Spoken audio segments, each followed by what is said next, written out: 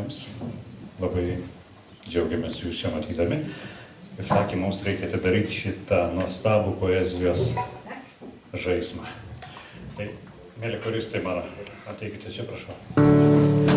Kaip nuotaka baltai pasipuošė ieva ir vyturio skambi pradžiugina daina. Per naktį nenutils lakštinga lūgesė, visų grožių iškils gyvenimo prasmė. Per naktį nenutils lakštinga lūgesė, visų grožių iškils gyvenimo prasmė. Ir rytmečio aušroj, ir vakaro žaroj, laimingi esam mes, tėvynėj mylimoj. Čia vasara graži ir tėviškė gyva, laiminga būk šalyje, tėvynė Lietuva. Gamta gydo net sielą, o mums, kavarskiečiams, nereikia didingų upių, marių, jūrų. Mums mieliausia yra mūsų numylėtojo šaltinio srovė. Bet mūsų sielas gydo ne tik nuostabi gamta, bet ir gimtas žodis, kurį mes labai branginame ir kiekvienais metais atvykstame čia jo pagerbti. Šiandien pas mus ir svečiuojasi kūrėjai iš įvairių Lietuvos kampelių. Pasveikinkime juos. Taigi svedasietė mums gerai pažįstama Aldona Širvinskienė. Nuolatinė mūsų švenčių dalyvė nuo pat pirmųjų dienų laikų tai yra pradėjusi čia atvažiuoti, tai kavarskietė Emilija Lukšytė Krušinienė, o dabar Alytaus rajone gyvena.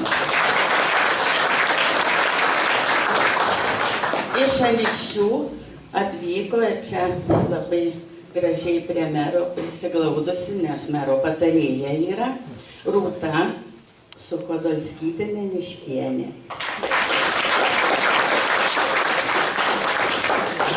Iš Ukmergės atvyko net 3 kūrėjai.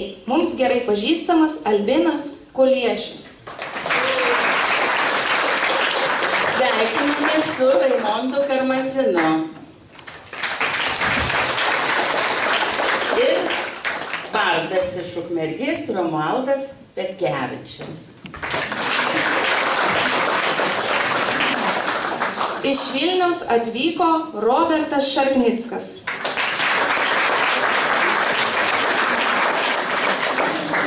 O šventinę nuotaiką kurs Vilniaus šnipiškių ansamblis Giedra ir Algbeno grupė. Ansamblio vadovas Algirdas Gražys. Ir Jukubas Kavarskietis.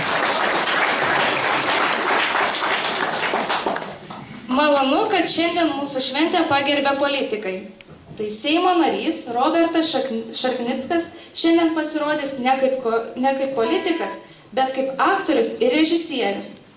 Tai jį išgirsime kartu su kitais kūrėjais. Bet jeigu kokių priekaištų turi, tai po šventės gali. Į šventę atvyko ir Anykščių rajono meras Kęstutis Tubis. Man atrodo, kad gerbiamas meras eilių lyg ir nerašo, bet paveiktas vis tiek tokios Kavarsko gražios gamtos, gražios auros, gal prabils ir poetiniais žodžiais. Taigi prašom tarti žodį. Labas vakaras, mėly poetai, mėly organizatoriai.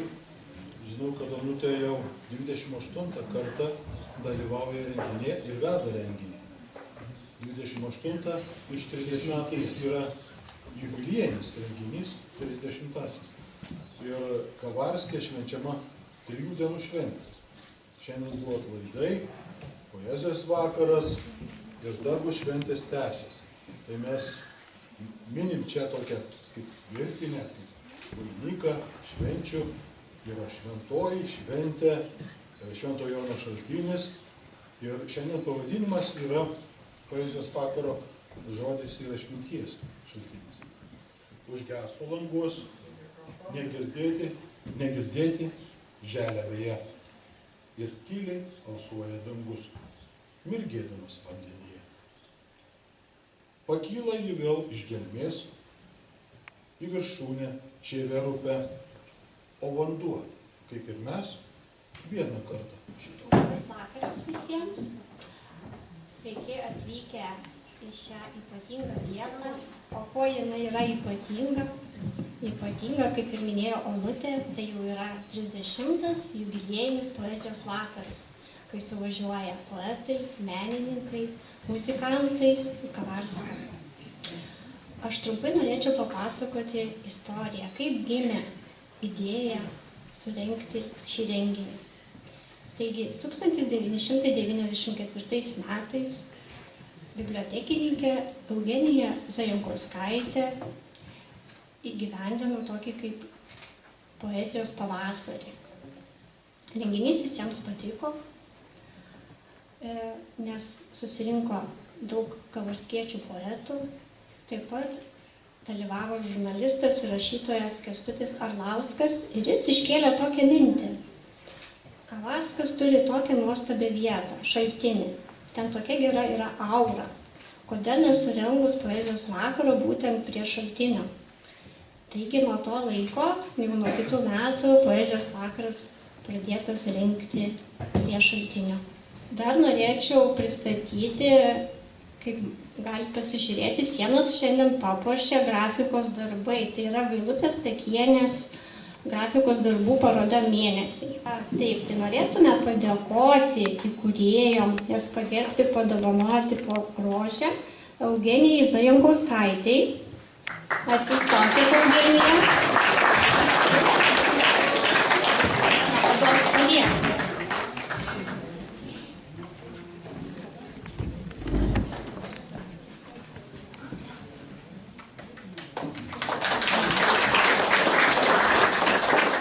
Mūsų brangiai Onutei Gunevičienei.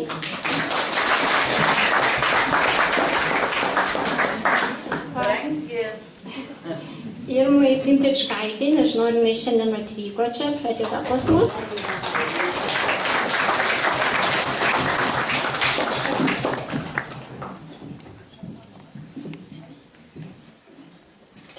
Taip pat labai dėkoju Žydrūnei Šaučiuliai, nes dėl jos aš ir esu čia Kavarskio bibliotekoje, prašau. Taip pat dėkojame Aldonai Svirskienei. Labas vakaras visiems susirinkusiems į šį jubiliejinį 30-ąjį poezijos vakarą. Gerbimieji, džiaugiuosi galėdamas būti čia šitame gražiame poezijos vakare. Poezija yra mūsų sielos balsas, suteikiantis prasmę ir įkvėpimą. Ir norėčiau tokią kaip sakyti, mažą dovanėlę.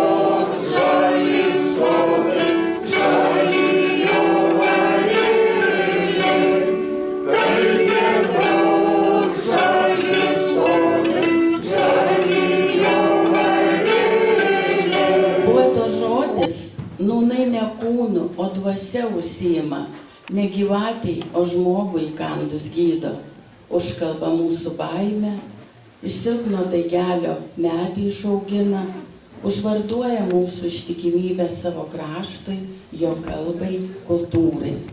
Va šitokią užkalbėtoją galime pavadinti ir nuolatinę mūsų poezijos renginių dalyvę Aldoną Širvinskienę. Taigi prašom, miela Aldona, dar kartą mus užkalbėti.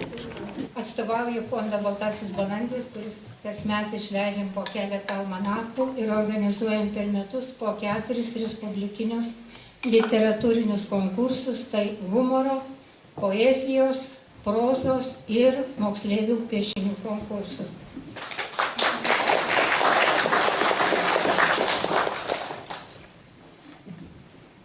Portretas. Prisiminiau portretą ant kambario sienos. Mano dienos užslenkščio sukrautos į kelionės lagaminą, dar gyvos. Vysta gėlės neskintos, girdžiu priešą. Patylėkime, jis voras, durų praėjimą užpynęs ir tiltus nutiesęs į laukus. Vėl pienių vynas liesis, nuo apvalaus stalo po vieną.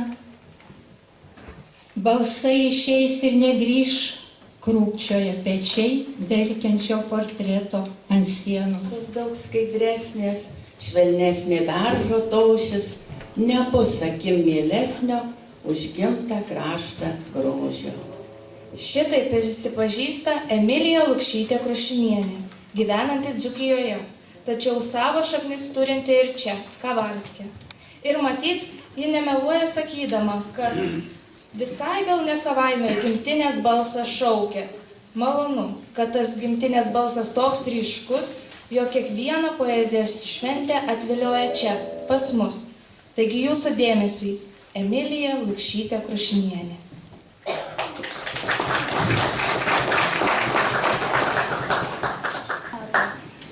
Nubanguoja mūsų metai, kaip greitos srovės vilnė. Sukasi dienų verpetai, vos suspėja plakt širdis. Būta džiaugsmo, būta laimė, būta ilgesio, svajų ir dainuotos dainos kaime tarsi aidi virš klevų. Na tai aš noriu šitą knygelę bibliotekai palikti. Pateikiame projektai Rūtai Suchodolskytei Neniškienei.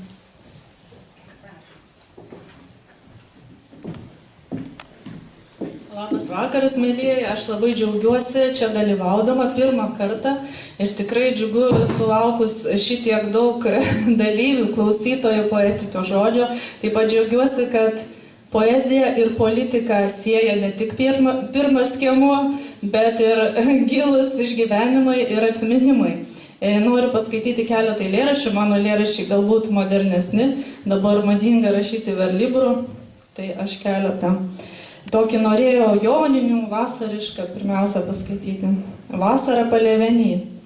Kaip norėčiau išbučiuoti tave vasarą, vyšnių tamsų raudonį, baltųjų garnių takus.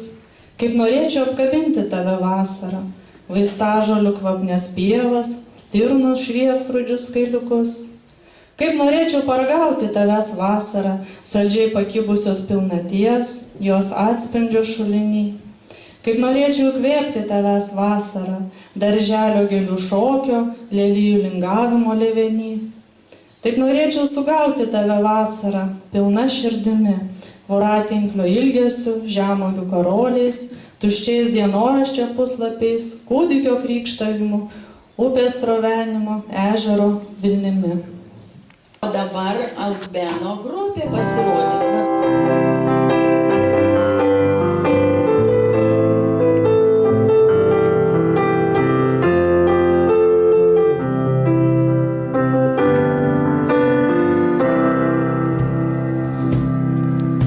Šiam pasaulyje visko būna, atsimerkia vieną rytą ir dairaisi, ar čia juoktis, ar čia verkti, nežinai.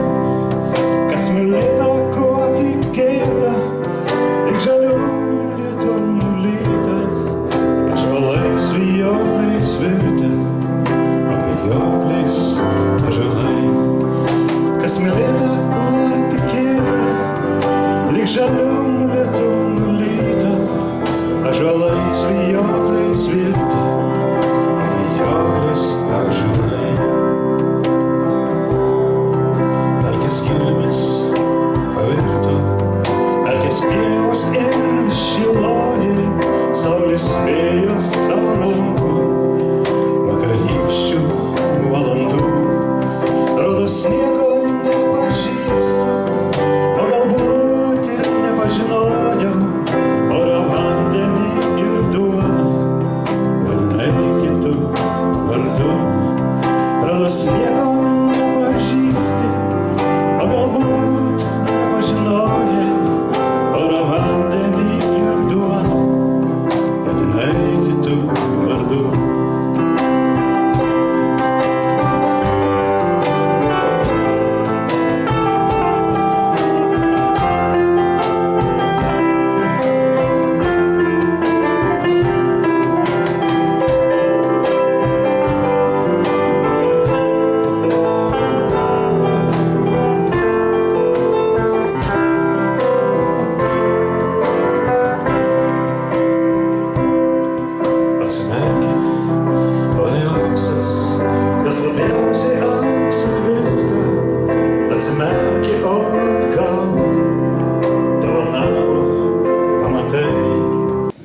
Žodžiai paklusnūs poetui. Jis moka sudėlioti juos taip, kad sukelia nuostabą, džiaugsmą, liūdesį, pasiryžimą. Poeto jėga, kaip ir burtininko kadaise, sudaro mūsų tikėjimas, kad jis žino, atspėja, įvardyja tai, kas mumise neištarta, neturi vardo ir pavidalo. Toks burtininkas tikrai yra, jis šiandien su mumis. Tai Albinas Kuliešis, savo žodžio magiją užbūręs mus jau ne kartą. Prašom, Albinai.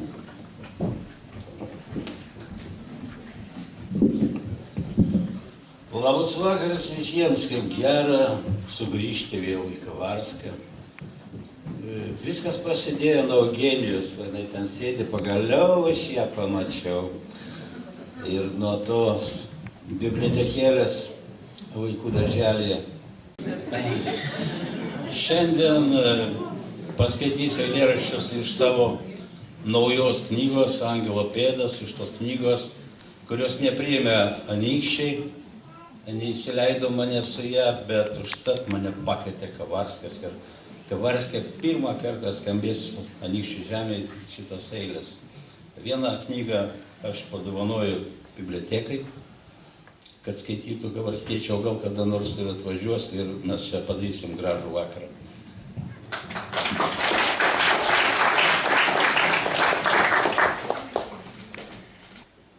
Mes nekalbam su savo angelais, turėdami bent jų po vieną, neprašome, kad jie paremtų mus sparnais, nušviestų meilę mums besaulę dieną. Mes nekalbam ir su savim, su savo sąžinė, kuri dar priekaištauja, pavirtom tylinčiam žuvim, nors viduje pradžia maištauja. Kai rytas aušta, liūdi angelai, šiandieną vėl mes jų neprisiminsim ir neskambės bendraujantis balsai, į bekalbystės tylą, tyliai grimsim. Kai rytas aušta, liūdi angelai, šiandien nepasakė jiems labas rytas. Atverki langą, kol dar nevėlai, lai lieka jis atidarytas.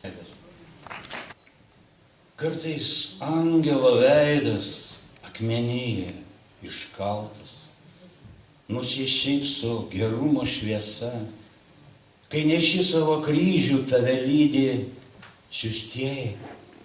Ir tada pasitraukia tamsa, angelai tie besparniai kelyje tave lydi.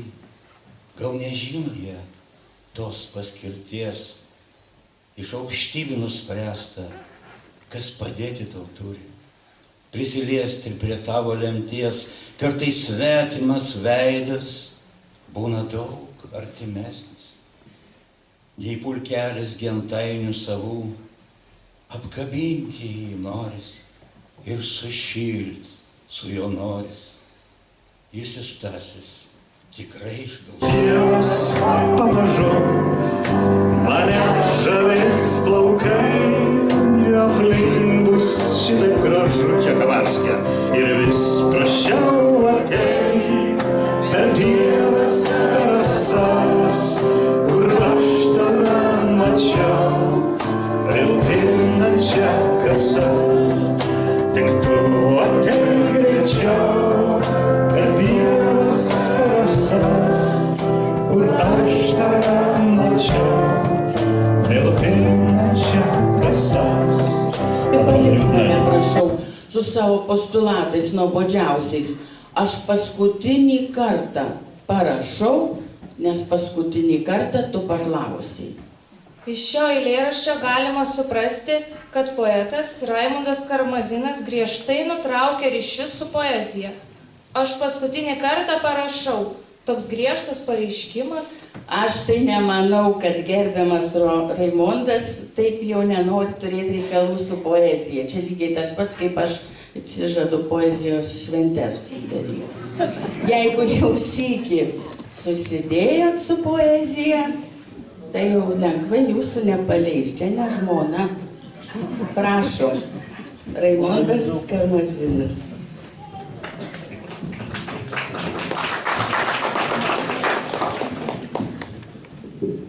Kas yra ta poezija? Tai kaip ir daugelis mūsų gyvenimo sričių, meilė, kasdieniai rūpesčiai, kažkokie reikalai, darbai. Ir tuo pačiu poezija yra išskirtinė sritis. Tai yra sielos kalba, tai yra širdies kalba. Ir ją supranta tik žmonės, kurie turi sielas ir širdis. Gal todėl poetams būna sunku kartais išreikšti tai, ką nori pasakyti, ir ne visi tai supranta. Netoks paprastas laikas. Toks nepaprastas laikas, kai sninga, lyg netyčia, ne taip, lyg svetur, praeitis tyliai blėsta, jau dingo, ten už posūkio kelio kažkur. Tas nepaprastas laikas, kai noris pasakyti tiek daug, negaliu. Nesiklauso pasaulis besvoris, tik beržai, viržiai, gluosniai ir širdį, ką pasėjęs turiu. Tas nepaprastas laikas, kai lauki, gal ateis, gal supras, gal žydės. Ta viltis, ta šviesa toj palaukiai, toj, kur turi žydėti, tiek prasmės. Tas nepaprastas laikas. Lietuva, žalia kaip rūta. Lietuva, šviesi kaip saulė. Prasidedi pavasarį, žieduose ievos. Pasibaigi tu rudenį, rūkos paskendusioj palaukiai. Lietuva, giesmė prie laukščio, su žodžiu mama ištartų pirmuoju, ir sodžiaus pakrašty su puoklėm, žvyruotų vieškelių laukais artojo. Lietuva, tu angelas, rankas iškėlusi pasiekti saulę, prie kojų pririštas švininis skausmas, o virš galvos vainikas meilės. Ir nėra brangesnės čia vietos, kaip žemėta po tavo kojom, kurioj gimiai, kurioj užaugai, kuri priglaus tave, kvėpuot nustojo. Ėmė mane laukai, aš negalėjau nepaklusti. Ėjau ir dainavau be žodžių, žaliai, melsvai, rausvai, pilkai. Bet kad bardas Romualdas Petkevičius dainuoja ir su žodžiais, o kai klausome, atrodo, jog dainuoja visa gamta. Prašom, gerbiamas Romualdai.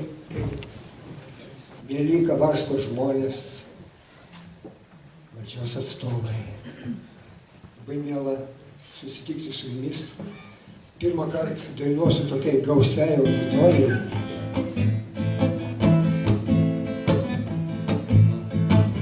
šimtos viliojančių kelių.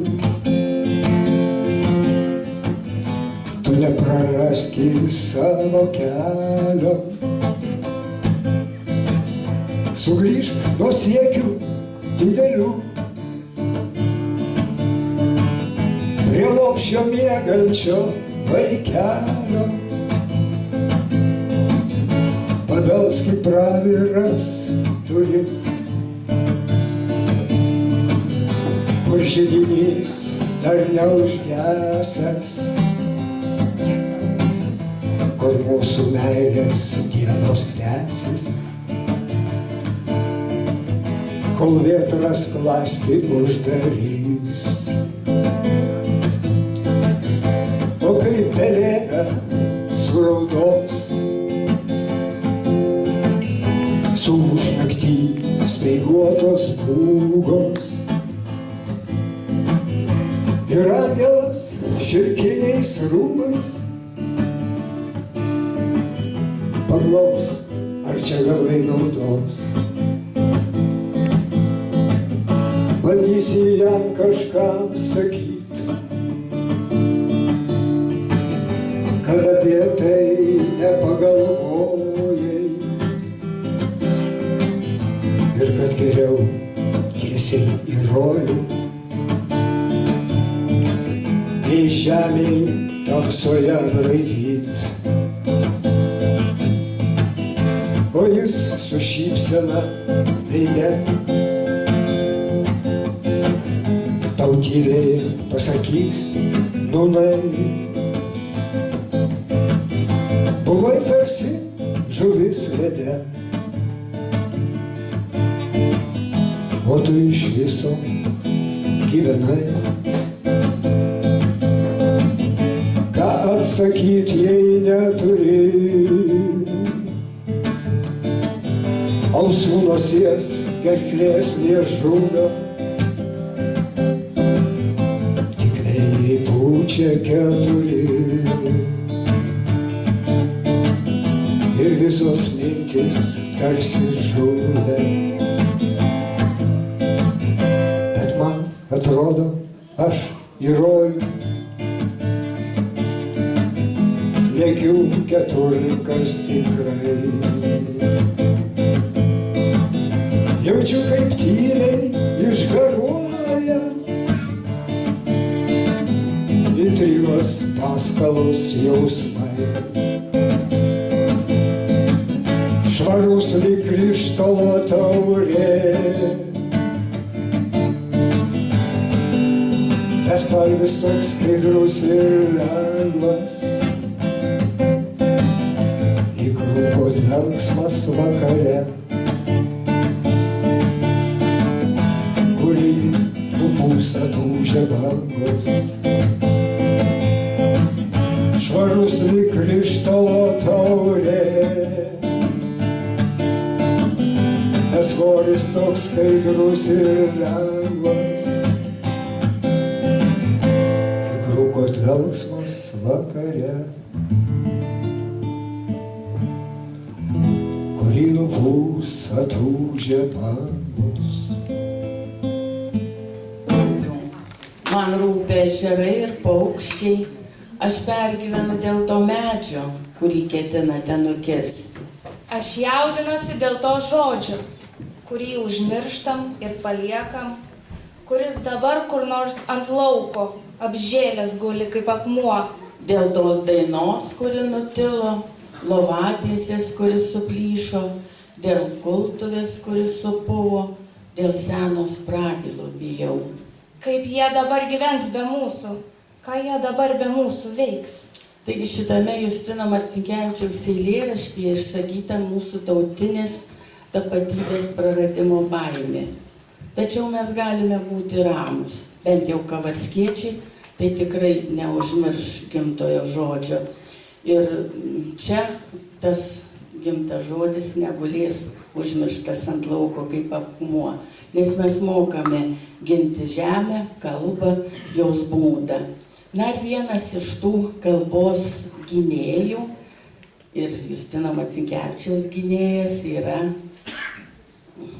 norėjau sakyti Seimo narys, bet nesakysiu, poetiškos sielos žmogus, aktorius, režisierius Robertas Šarknickas. Taigi dabar prašom, jį kviečiam. Laukai gražiai sugulę, miškai žaliai sužėlę, baltoji mano gulbė, juodų arimų kėlė. Kiek rovė, neišrovė, kiek skynė, nenuskynė, todėl, kad tu šventovė, todėl, kad tu tėvynė, vienų namie mylėta, kitų svetur vadinta, mamos karagėlėta, muziejui pakabinta. Atrodo, kad likščioliai per lietų sniegą vėją visi mes tartum broliai, po tas karą užmiegam, užmik ir tu, motulė, juodų arimų gėlę. Vaikai gražiai sugulę, rūgiai žaliai sužėlę. Eidavėlės plunksna, beržynas užkukavo, pakėliau pilką vieversio plunksną, arimas užgiedojo, o kai pakėliau vargų kryželį, Lietuva atsiduso. Ašara Dievo aky, Lietuva, ką tu veiki?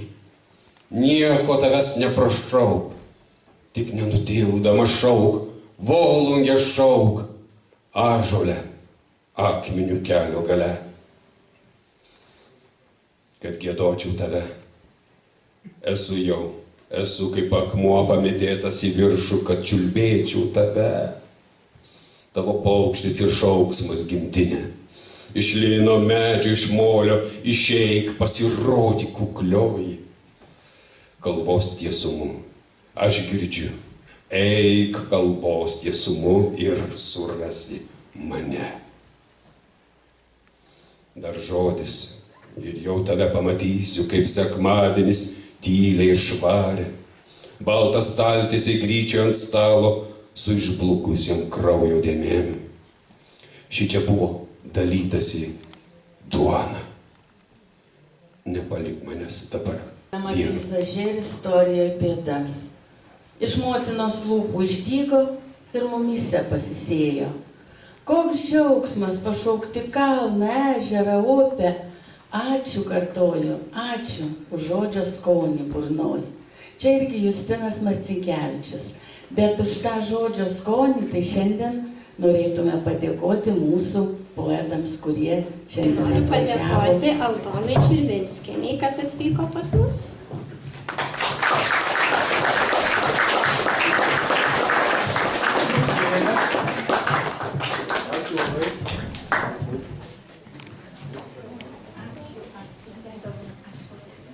Taip, toliau Emilijai Lukšytei Krušinieniai.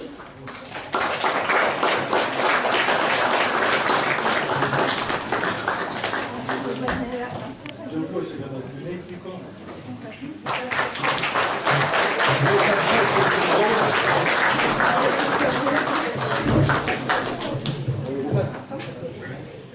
Taip, toliau dėkojam Albinui Kuliešiui.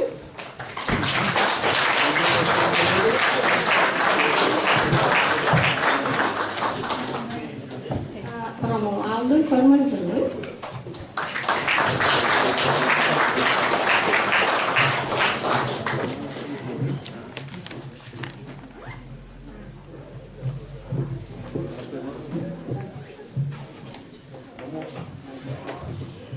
Toliau Romualdui Pirkevičiui.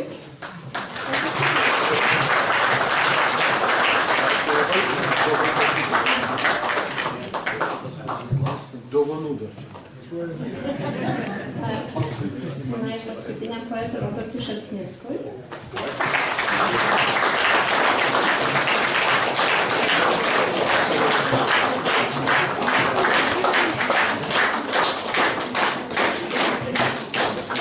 Tai toliau už techninę dalį noriu padėkoti Mindaugui Andžiuliui.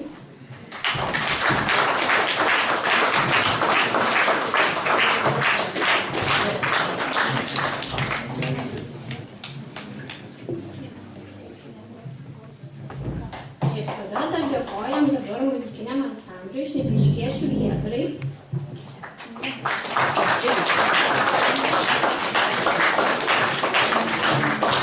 Taip pat Albinui. Jūs kaltas, nes kaltas. Taip pat dėkoju informaciniam rėmėjui Anykšta ir Anykšta LT, Kavarsko bendruomeniai, Kavarsko kultūros namam, Anykščių rajono savivaldybei ir Kavarsko kultūrnams. Ačiū.